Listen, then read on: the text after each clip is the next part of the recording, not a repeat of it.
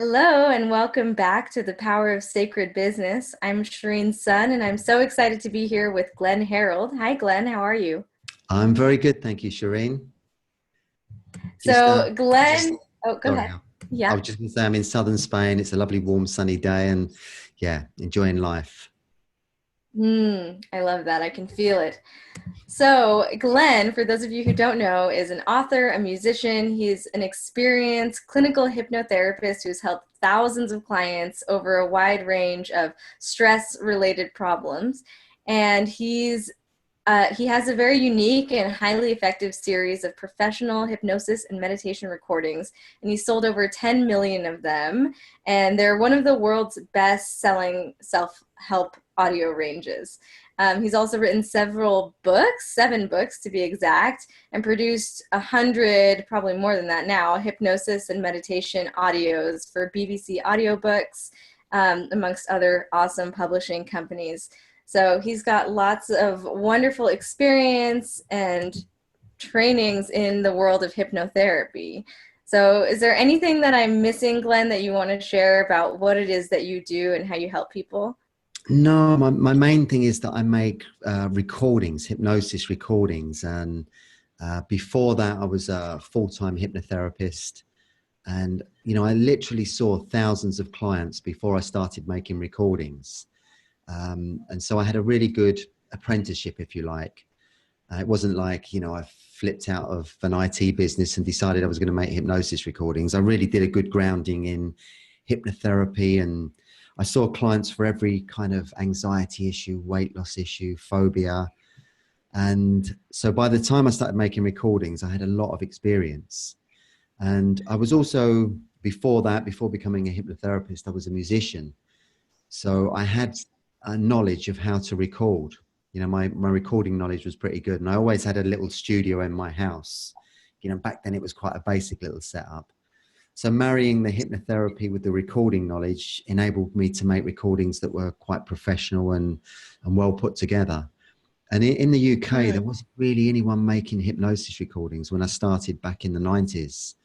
It was the late 90s. And from a dead standing start, I actually went to a bank and I borrowed £1,000 to get my first little display stands made, because the ones I was using before that were homemade.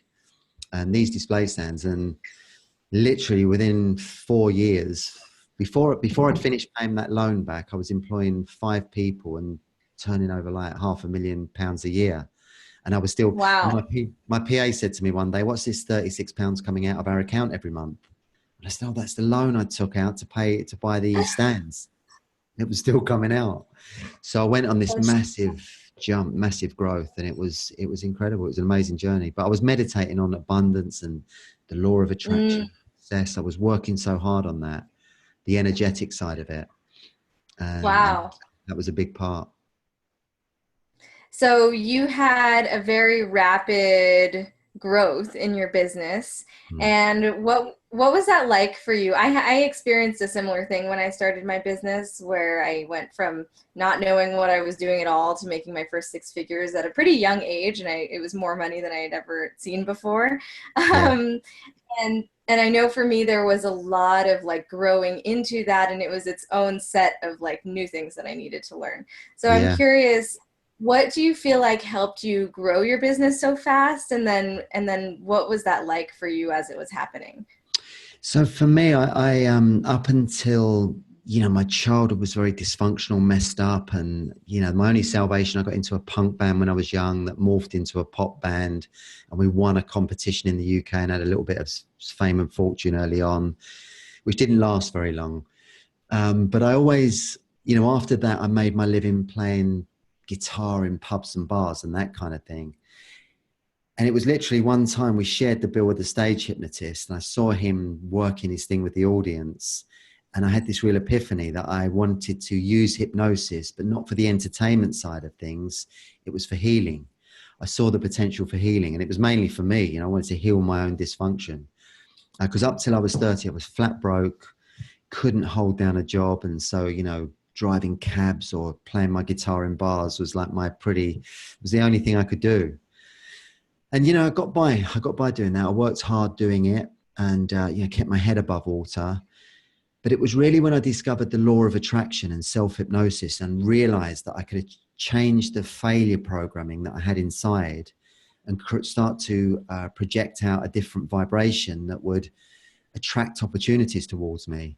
And, so every single day, once I really got into that, I'd start meditating on abundance and, having amazing things in my life and, life taking off. And at first it was, it didn't happen overnight. It was a gradual process, but I was really into it, so into it. And I used to lay on my bed every night and meditate for an hour on abundance.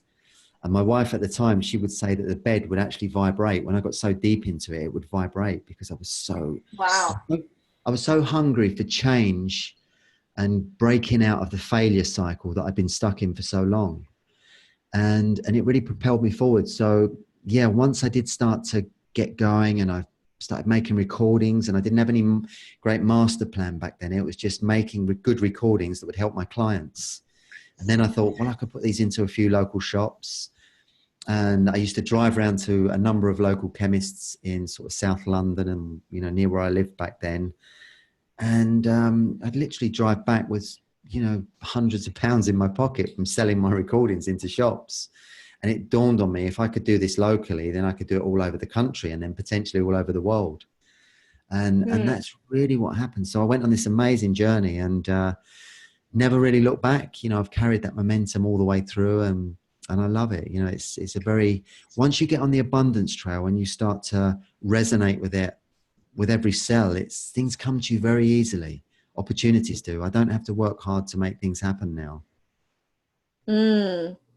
Yeah, I think that's so powerful. And I want to dig into your story a little bit about how you got into hypnotherapy, which I know you just shared, but that is quite the transition from a punk musician to, best-selling hypnotherapist. And, so tell us more about like what I think for a lot of people who are watching, they're probably feeling some kind of call or having some kind of inkling that there's something else for them. And I think for a lot of people, it's making that jump and making that transition and being all in the way that you were. That can be a little scary, or there's something holding them back from that. So I'm curious if you could speak to your experience for those people. I think that's the thing, that you have to you have to have a real desire to change, to transform. And for me, being a kid, I was kicked out of school when I was 15, and the headmaster said I was the worst kid he'd had in the school for 10 years. Back then, we would have gotten along, I think. Yeah, I mean, I was walking around in those days, the Sex Pistols, the Clash. I had green hair, a dog collar. That's awesome. I was the ultimate punk, and that spoke to me. That music spoke to me because I was young, angry, and displaced, and that music came along and it just lit me up. So I was, for a long time, that was my means of expression, but it was, as I got older, I realized it was quite angry, and I needed to, clear a lot of the anger that I held from my childhood and, sort myself out. And really that's what drew me into the world of hypnotherapy, because I saw within that a tool that I could transform myself from the inside out. And really that was the thing. I think, I could have, gone other routes and safer routes, but I was always quite bold, and I think you touched on that when you asked me that question. I think for people listening, don't be afraid of taking chances. This life is full of chaos and uncertainty, and, nothing's really guaranteed in this day and age. So you might as well take chances, follow your dreams and do what lights you up. So you have to have a little bit of courage, a little bit of fire in your belly, get hungry for whatever you want. For me, I got so fed up with failing and being told that I was no good when I was younger. Even now, I'm in my mid 50s, and there's part of me, showing my teachers that I did amount to something in the end. There's a little bit, I turned that around, that motivation. And whatever motivates you, wherever you need to get your fire from, get that fire, that adrenaline, and focus on what you want to do in this life and where you want to make your mark. Because we've all got, it's not like I was a particularly gifted kid. I just made the most of what I had. and I was a Right. trier. When I was young, I put my energy into, the wrong things. I was good at being bad. But when I Right. set my intentions in the good way, and as I got older, I was able to channel my energy in a good way and make things happen. And once I started to heal my own dysfunction and clear a lot of my shadow, I then became good at helping other people. Because no matter Mm-hmm. what addiction they had, what phobia, what anxiety issue, I understood it because I'd had that myself. I was, sex, drugs, gambling. I had a lot when I was younger. So Wow. I got out of that. I broke out of that. And so you become effective at helping other people because you really understand it. You know what it takes to get out of it. And I think, people connect with me. They kind of sense that I've been there, I've been where they're at. So Yeah. it's a blessing now. I love that. And I really relate to your story because I also was very into punk rock when I was growing up, very angry, barely graduated high school. Yeah. Parents did not think I was going to amount to much. Teachers did Yeah. not either. And here I am. And it actually shifted when I got into college and I started studying art. Suddenly, this person who had, 1 point something GPA was getting almost a 4.0 GPA. And so, what that Yeah. showed me, and I think what you're speaking to, is that if you find your thing, the thing that you really feel aligned with, before earlier for you, it sounds like it was music, Mm, and now it's turned into this other way that you can be of service in something that you can really get behind and fully be in. yeah. So I think everybody has that. You just need to find your zone and stay in that. Everybody's got gifts and talents. We've all got this, amazing ability that, we can tap into through self-hypnosis and meditation. I always use the iceberg analogy. If you think of the 10% above the surface, that's the conscious mind. That's where we spend most of our time thinking and analyzing and worrying and fretting and planning and doing all the things we do. But that 90% below the surface is, has so much potential. And, nobody fully understands it. Nobody understands what happens when we dream. So we've got this incredible creative potential and superhuman ability in that part of our consciousness that when we tap into it and when we start to use it, we can achieve amazing things. And everyone's got that. It's not unique to anyone. I heard a story once where Eric Clapton, is a genius guitar player, never had a guitar lesson, but his talent came from his unconscious mind. All right, he's got a very unique gift and was able to do something very easily at a young age. But we've all got that. We've all got something special in our unconscious mind that we can use and share with the world. And through meditation, you can find that. Because in my early 20s, late teens, if anyone had told me that, I would have said, well, I haven't, what have I got? I've been told all my childhood that I was no good and useless and stupid.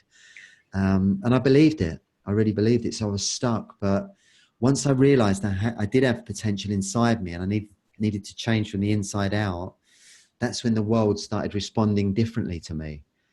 So yeah, everyone can change and make that leap forward if you really, put in the effort. And if you wanted to develop a really great physique, you'd go to the gym, you'd work out a few times a week, and in time your body shape would change and you tone up.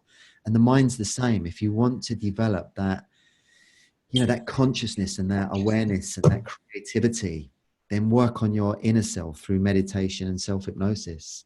That's the secret. Hmm. Yeah, and there's something you said there that I want to dig into because you mentioned people started to respond to you differently once you were able to tap into something that I think maybe you saw your own value or something along those lines.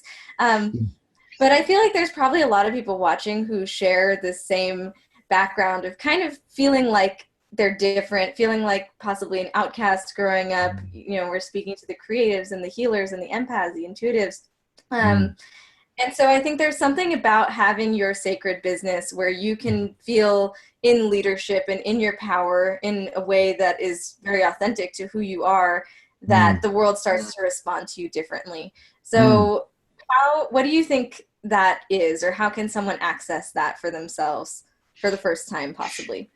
So I think, you know, as I said, the key to, you know, changing the way the world responds to you is through self-hypnosis. Self-hypnosis is a great tool for that. And in the recording that I'm going to send you, there's a guide to self-hypnosis in there.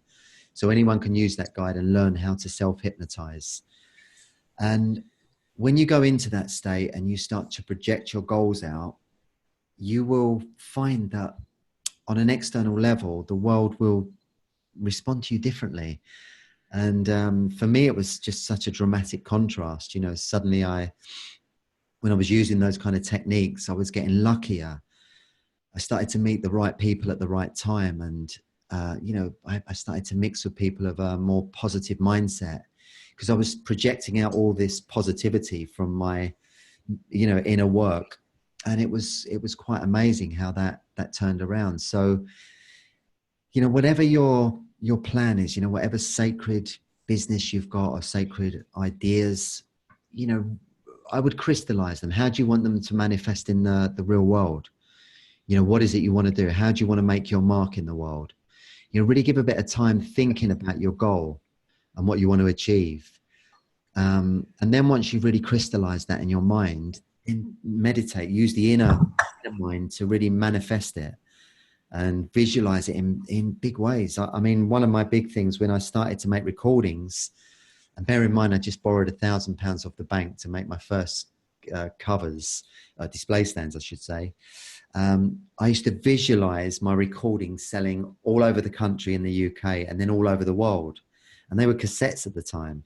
And I used to duplicate the cassettes from a DAT machine straight to cassettes in my tiny little third bedroom and deliver them into local shops. And I've ended up selling 10 million of them, you know, which I could have, if somebody had told me back then, I would have thought, wow, this meditating lark, it does work. Uh-huh. So Wow. that's the thing, you know, from tiny acorns, you kind of water the idea and feed it, and, you know, mighty oak trees do grow from that. But it's putting the work, you know, you have to think of that work as a part of the business, a part of your work, you know, the inner work you do on yourself. You know, if you've got any blocks to abundance, that's the first thing you've got to clear, because, you know, in my work with clients, I found a lot of people do have sabotage patterns around money and success. That's really common. And it can be, you know, that you grew up in a house where, you know, you believe that you only had to, other people got rich, you know, only other people are successful, you know, money's a negative force for some reason. You know, a lot of people believe that. But, you know, as the saying goes, it's not the love of money that's the root of all evil. It's not money that's the root of all evil. It's the love of money. So money's just an energy, it's just an exchange. You know, it's how we use it. And if you use money in a positive way for good means, and, you know, it's just an energetic force, and you're not creating any bad karma, you're using it in the right way. And, you know, I've always tried to do that. I've always tried to, you know, the money I've made, I've tried to do good with it, you know. I live in a lovely part of Spain, nice house, nice area, and I had nice cars. So I enjoy the material side of it as well, but I like to also do my part and help others as well, which is so rewarding. You know, if you're in that position, it's just such a lovely thing to do, you know. Absolutely. And I think what you're speaking to is really important, especially around the tendency to self-sabotage as soon as money is involved in the equation, which can be particularly counter-effective when it comes to having a business. And I Yeah. think that that's common for the healers and the creatives. So, and part of it, I feel like, is this desire to want to be in integrity with your work and not feel like you're taking advantage of people or whatever. So, I think this is a good segue into when we were talking about what is a sacred business to you, you're talking about doing it in a way that feels aligned, feels in integrity, feels good. So, how do you do that in your business? I just, you know, I've never ever done things just for the opportunity. I always analyze if it's, you know, if everyone's in a position where it's a win-win, everyone's, you know, there's a deal on the table. Is everyone comfortable with it? And just acting out of integrity. And Mm-hmm. although a lot of the world is out of alignment with that, big business doesn't work like that. You can still stay true to yourself and, be, for me, working in a place of integrity is the thing that's made it work.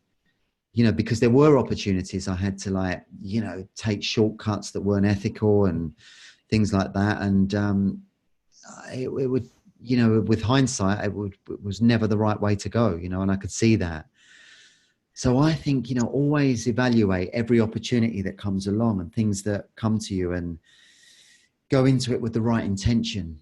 And you don't have to rip people off in this day and age to get forward, to get ahead. That's the old paradigm. It's the old way of doing business, and those businesses, you see it now more than ever, that businesses that operate like that seem to just hit brick walls more, have more and more problems and troubles, because the world is speeding up. The frequency of the world is speeding up, and there's an energetic shift going on in the world at the moment. I'm sure you can feel it, where, people are becoming more conscious and waking up, and they're not doing, most people don't want to, either make money through bad means or get ahead in the world through, negative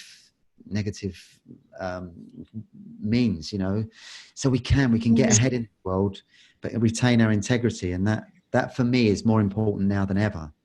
It really is. Mm-hmm. So, and I get, Yeah. sometimes the biggest frustration, sometimes I'll deal with someone and I don't read between the lines, and, if they're not operating on that page, it can be frustrating. If you're dealing with somebody who does rip you off, that can be Mm-hmm. frustrating, but, it's the world today. There are, it happens. So you just got to try and keep your energy good. I think if your energy is really good and clear, and you don't come across too much of that, I certainly don't Right. nowadays. I don't. Mm-hmm. And I think this kind of goes back to what we were saying before, which is that it needs to all feel in alignment. So if you're, for example, when I was in school studying all these things I didn't care about, it wasn't working for me because I wasn't like in it. And I think the same is true for charging for your prices. And Yeah. and I also want to speak to I think there's a lot of people who maybe don't feel comfortable receiving money for their work at all. So how do you get in alignment with being able to receive and thrive through your business? How do you reconcile that with yourself? I think you've got to, put a value on what you do. If you've created something, that's got a value to it. And, you deserve to be rewarded for that. There's nothing wrong with that. It's the way the world works. And, that's one of the things that holds people back. That, fear of overpricing or overvaluing themselves. And it often comes down to a lack of self-esteem or Mm-hmm. self-esteem in some way. So, if you can be conscious of that and you start to see that pattern within yourself, then again, you can work on that. Where does that come from? Because all patterns like that are learned patterns of behavior. So somewhere along the line, you were taught it in your childhood or at school or whatever. So, yeah, for me, it was, whenever I used to do my abundance affirmations, years ago, and I'd say, I want to earn X amount every month. I'd get a little thought that came into my head that would say, how are you ever going to earn that when you've never earned £1,000 a month? And I really Right. hadn't. I was kind of a low earner for a long time. But I started to override that. That was just a conscious thought that, I could easily override through meditation and all through affirmation, through mantras. And the more you use those kind of techniques, the more they start to anchor themselves in your unconscious mind and override that old programming. So, Mm-hmm. yeah, self-esteem works hand in hand with this. So really, it's important to work on that at the same time and start to believe in yourself. Believe that, what you're creating. Believe that it's got a value and something that you deserve to be rewarded for. And there's nothing wrong with Mm-hmm. that at all. Just create something. If you're creating a product or whatever it is, or a service, then put a good value on that. A good value that people will respect, and that's really important. And the one thing we learned when we came out of hypnotherapy college was that you know, people are still learning the art of it. So they were fearful about putting a price on it. But Mm-hmm. you know, Yeah. somebody said to me, you know, if you not charging for it, or you're only charging $10 or whatever, people are not going to value it, and the session's not going to be as effective as if you were charging $50 or 70 or whatever. So it's always important to put a value on it, because then, you know, people appreciate what you've done as well. So Mm. that's an important aspect of it.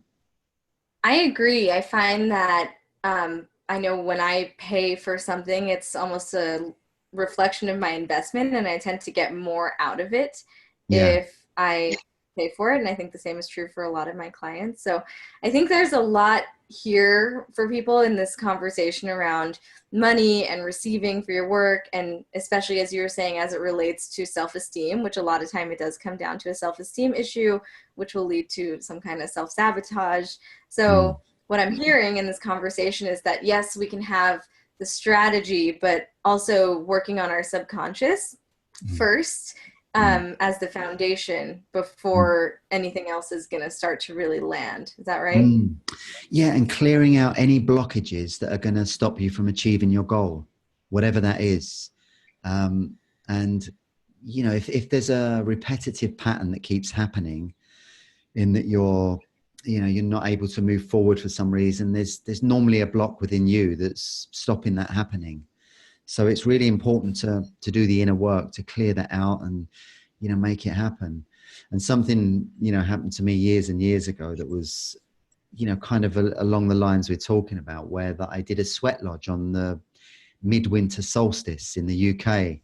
And I always remember it was on the top of this hill, and it was freezing. It was the middle of winter, and it was kind of a little bit out there. You know, it was one of those things, a friend told me about it. I thought it was a great idea, you know, and it's about 25 years ago.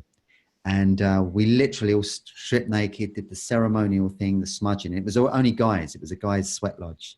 And we went into the Mm-hmm. sweat lodge and sat in there. And the guy running it, he said, you can ask for one thing in this sweat lodge.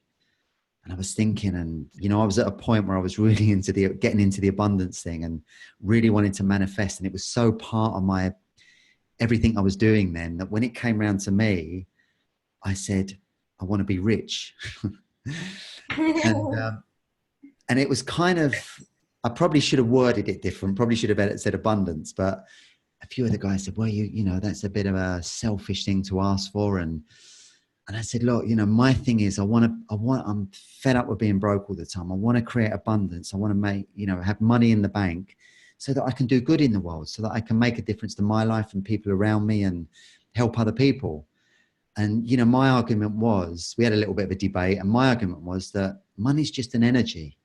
It's just an energetic force. It's how you use it, you know, and certainly Mm-hmm. it can be used in the wrong way, you know, for self-gratification or for whatever, you know.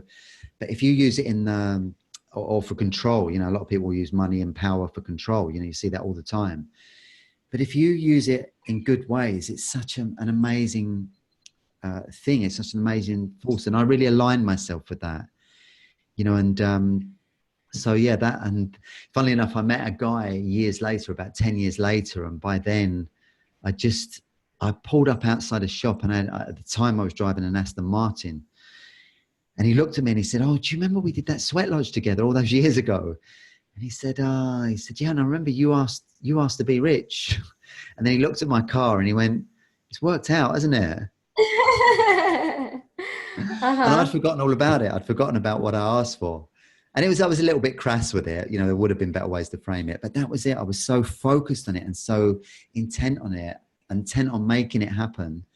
But I had a lot of good energy towards it, you know, and a lot of, I wanted to do it for the right reason, you know, Mm-hmm. yeah, that was it, you know, because I'd seen other family members use it in the wrong way, and I didn't want to go down that path. That was not I didn't want to create bad karma. And so for me, it was really important to do it the right way.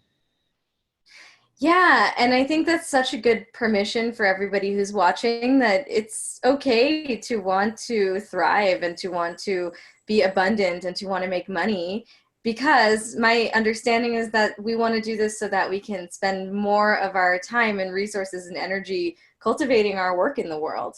and making Yeah. a change, getting to really be focused and committed on that and not spread thin on all these other things. And this world is really quite difficult to live in if you're permanently broke. You know, Mm-hmm. it's difficult to have opportunities and see the world and have experiences.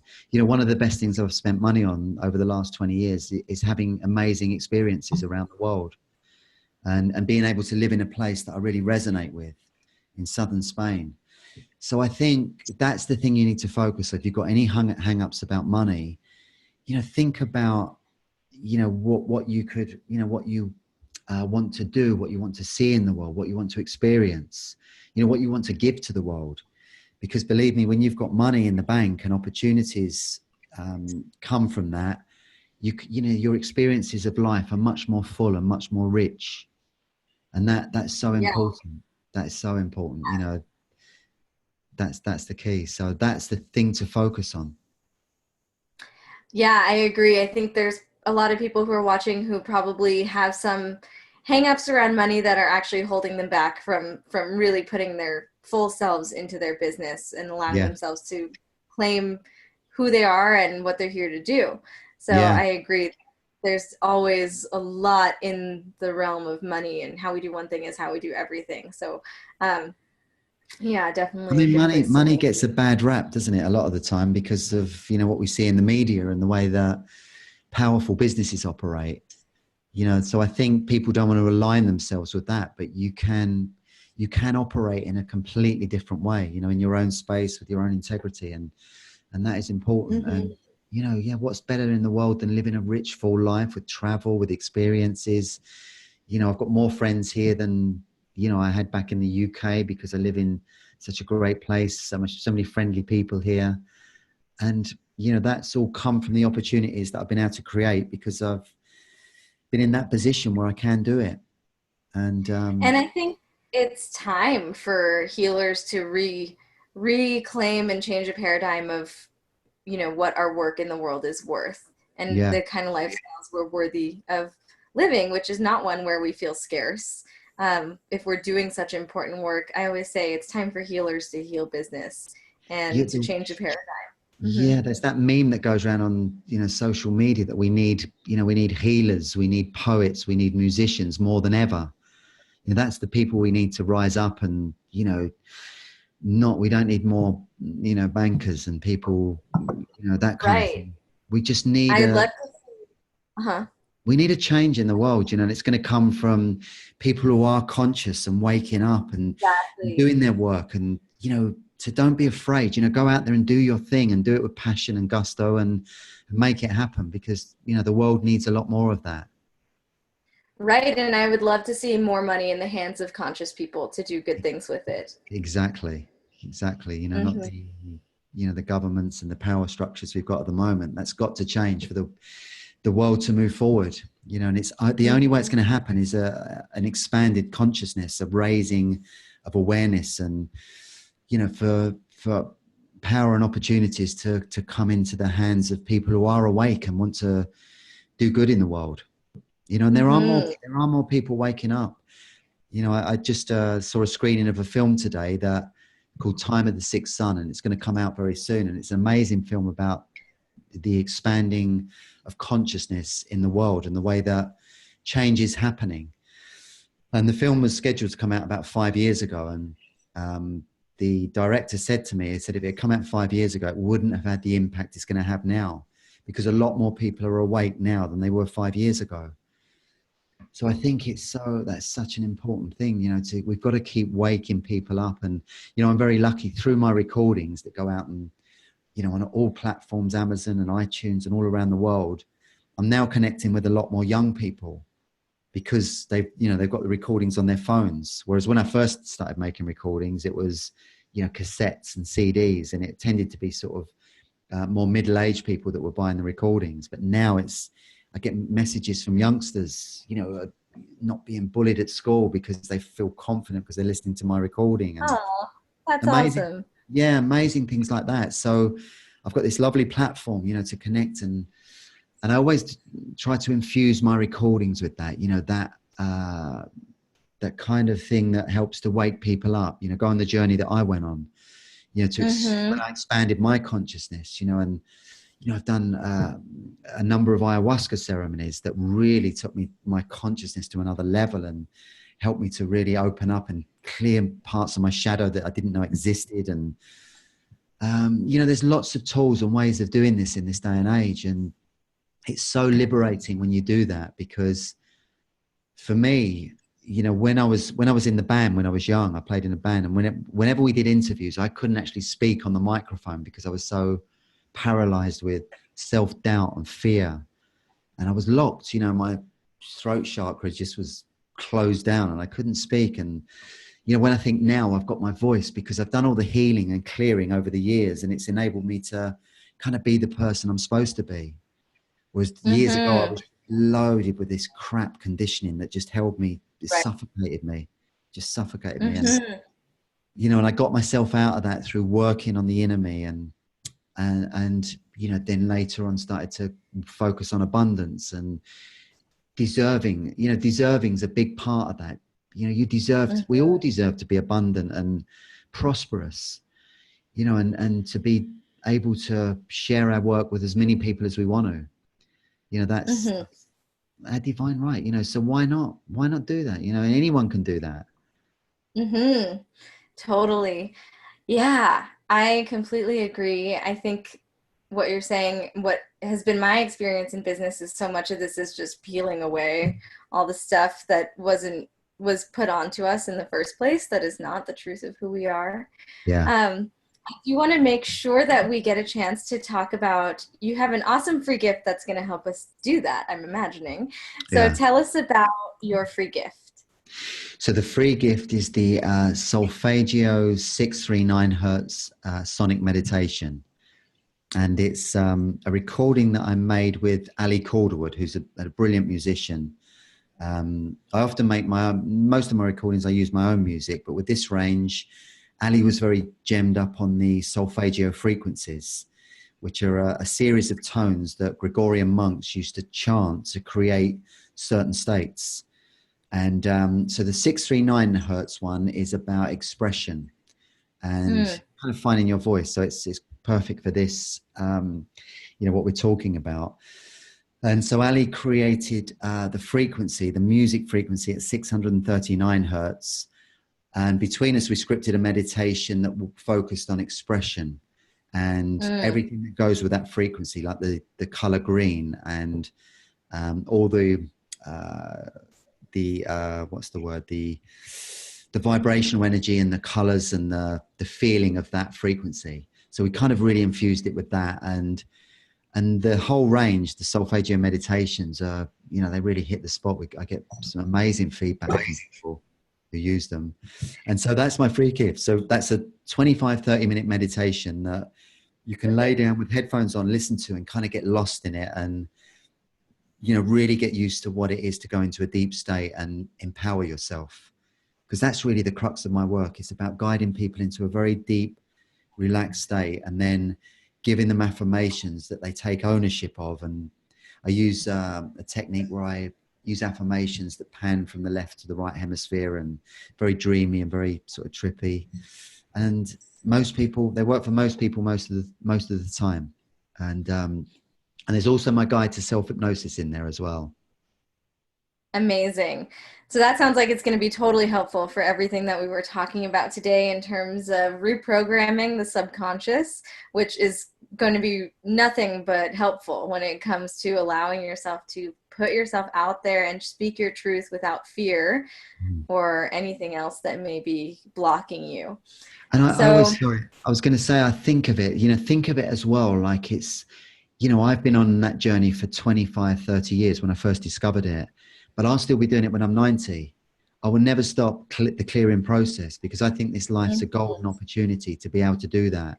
So that when we do check out and next life, we're not going to come back in the same family dynamic and, you know, do all this, that karma again. You know, we're clearing karma and clearing our shadow, and it's their soul is going to progress because of that. So it's the most important thing you can do.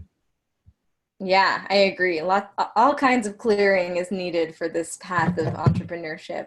Yeah. So, be sure to check that link out. Check out that guided meditation. It's going to be exactly where you found this interview. There'll be a link below that, and you can sign up, stay connected with Glenn, hear more of his amazing hypnotherapies that are just rippling out into the whole world, having a beautiful impact. And Glenn, it was amazing to get to chat with you and to hear your perspective on the sacred business. Is there You anything too, else Shereen. that you, yeah, absolutely. Anything else you want to share with our listeners? Any final comments or messages?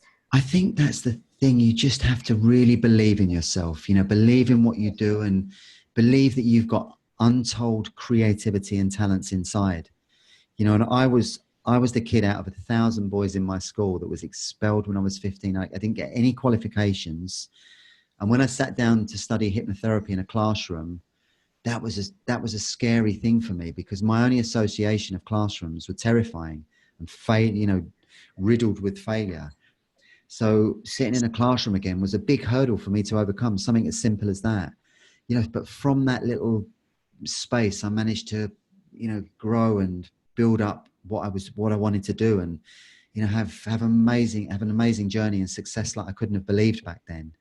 And anyone can do that. I was the kid that was destined to fail back then, so Mm, anyone can do it. powerful. I love it. Thank you for sharing that. You're welcome. So, yeah, if anything came up during this interview, if anything's on your heart or your mind, or you have any questions, please do join us in the Wild Heart Entrepreneurs Facebook group. Glenn is going to be in there. I'll make sure to add you, and you can tag us and you can just share what's coming up and engage in some dialogue around your process, which is always helpful. So join us in the Wild Heart Entrepreneurs group.